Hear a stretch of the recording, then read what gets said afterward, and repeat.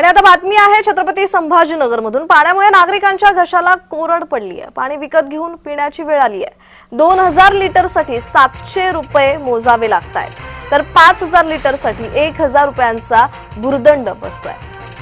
ऐन उन्हाळ्यात वारंवार जलवाहिनी फुटत असून वीज पुरवठा खंडित होत असल्याने पाण्याची मागणी वाढली आहे। छत्रपती संभाजीनगर शहरातील पाण्याचे नियोजन कोलमडलंय, त्यामुळे सध्या टँकरची मागणी वाढली आहे।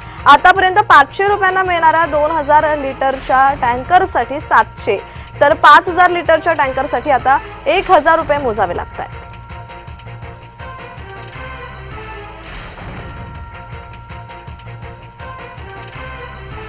छत्रपती संभाजीनगरमध्ये कित्येक दिवस पाणी टंचाईचा प्रश्न उद्भवतोय।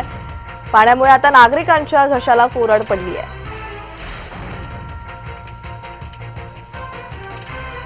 तर या संदर्भात अधिकची माहिती देत आहेत आमचे प्रतिनिधी विजय चिडे। विजय, पाण्यामुळे नागरिकांच्या घशाला कोरड पडली, कित्येक दिवस छत्रपती संभाजीनगरमध्ये पाणी टंचाईचा प्रश्न उद्भवतोय, तर या संदर्भात अधिकची माहिती। नक्की जर बघितलं छत्रपती संभाजीनगरमध्ये गेल्या 12 महिन्यापासून जे आहे ते पाणी प्रश्न जो आहे तो ऐरणीवरती आलेला पाहायला मिळत आहे।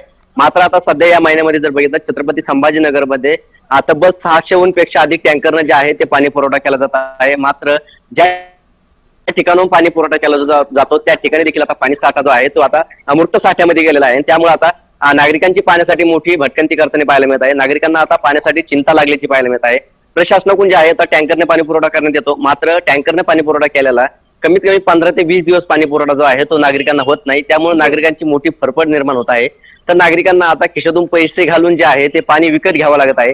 एक हंडा घेण्यासाठी चक्क 10 रुपये जे आहे ते नागरिकांना मोजावे लागत आहे। तर 200 लिटरचा जो ड्राम आहे घेण्यासाठी त्यासाठी तब्बल 90 ते 100 रुपये जे आहे ते सर्वसामान्याला आता मोजावं लागत आहे। आणि आता कुठेतरी पाण्यासाठी पैसे मोजावं लागत आहे। ज्या ठिकाणून मराठवाड्याची ताण भागवली जाते त्याच जिल्ह्यात ही परिस्थिती उद्भवलेली आहे।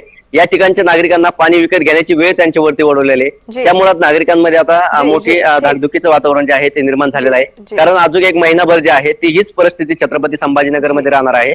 मात्र सध्या जर बघितलं छत्रपती संभाजीनगरमध्ये दुहेरी संकटात येथील नागरिक असल्याचे पाहायला मिळत आहे। एकीकडे अवकाळीचा फटका त्यांच्यावरती